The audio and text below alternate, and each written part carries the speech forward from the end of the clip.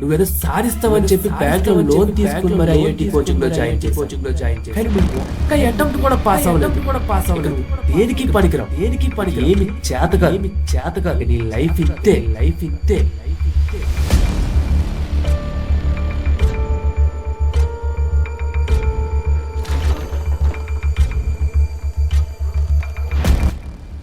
అనికిత్ 19 years JEE aspirant. Aniket తన hostel రూమ్లో ఫ్యాన్కి హ్యాంగ్ చేసుకుని చనిపోయింది. Vaishnavi 17 years NEET aspirant. Vaishnavi suicide చేసుకుని చనిపోయింది. India has one of the highest student suicide rate in the world.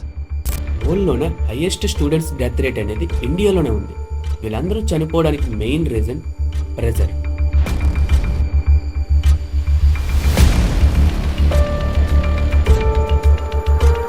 పిల్లలు స్కూల్లో వేసినప్పటి నుండే పేరెంట్స్, టీచర్స్ అండ్ సొసైటీ వాళ్ళకు ఒకటే మాట చెప్తారు, బాగా చదువుకుంటే మంచి జాబ్ వస్తుంది, జాబ్ వస్తేనే నీకు మంచి గుర్తింపు ఉంటుంది, నువ్వు స్కూల్కి సరిగ్గా వెళ్ళు, అక్కడ 90% అటెండెన్స్ తెచ్చుకొని 99% మార్క్స్ తెచ్చుకో, అక్కడ రూల్స్ కరెక్ట్గా ఫాలో అవ్వని వాళ్ళకి చెప్పి వాళ్ళకి ఇంకేం సెకండ్ థాట్ రాకుండానే ఇదే లైఫ్ అని చెప్తాను. నిజమే, బాగా బ్రతకాలంటే బాగా చదవాలి, అలా అని వాళ్ళకి చదివే శాపంలా మారకూడదు. బాగా చదువుకుని సక్సెస్ అయితే ఓకే, బట్ ఫెయిల్ అయితే ఆ స్టూడెంట్ సిచ్యువేషన్ ఏంటి?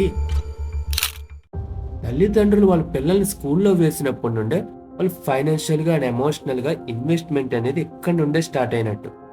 ఎందుకంటే ఈరోజు జేఈ, నీట్, యూపీఎస్సీ కోచింగ్ సెంటర్స్లో కోచింగ్ తీసుకోవాలంటే మనం కొన్ని ల్యాక్స్ ఇన్వెస్ట్ చేయాలి. అయినా కానీ సీట్ వస్తుందని కన్ఫర్మ్ లేదు.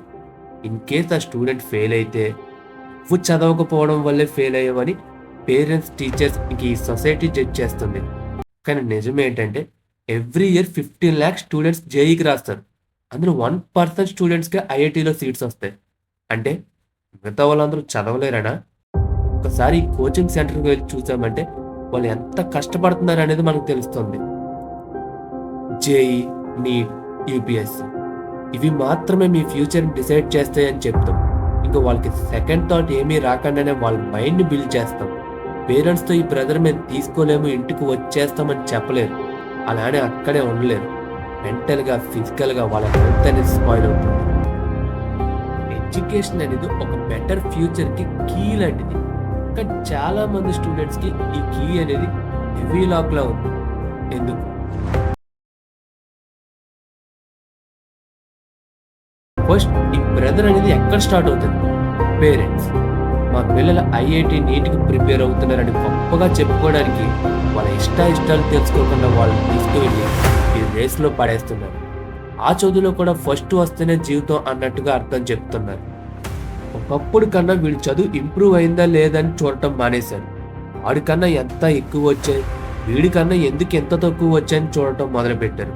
ఎలానే ఉంటే బ్రతకలేవు, చదువు ఒకటే మార్గం అని చెప్పి వాళ్ళ బ్రెయిన్ వాష్ చేస్తున్నారు.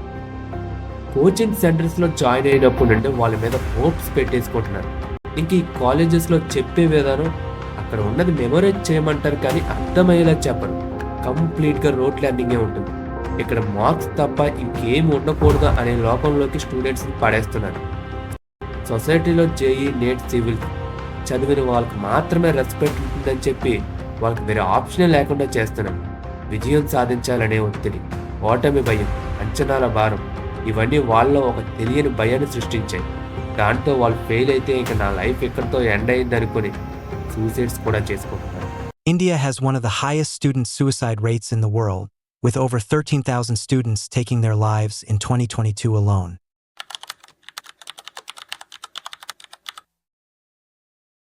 ఎడ్యుకేషన్ అనేది మనకు శత్రువు కాదు. ఇన్ఫ్యాక్ట్ మన ఫ్యూచర్ మార్చుకోవాలంటే అది ఒక పవర్ఫుల్ టూల్.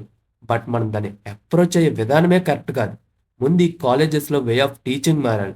స్టూడెంట్స్ మీద ఉన్న ప్రెజర్ తగ్గించాలి. స్టూడెంట్స్ ఫెయిల్ అయినా పేరెంట్స్ వాళ్ళని ఎంకరేజ్ చేయాలి. అప్పుడే స్టూడెంట్ డెత్స్ అనేవి తగ్గుతాయి. ఏ కళ కూడా జీవితానికన్నా విలువైనది కాదు. ఏ పరీక్ష కన్నిటికి విలువైనది కాదు. మరో విద్యార్థిని పోగొట్టుకునే ముందే వ్యవస్థను మారుస్తాం.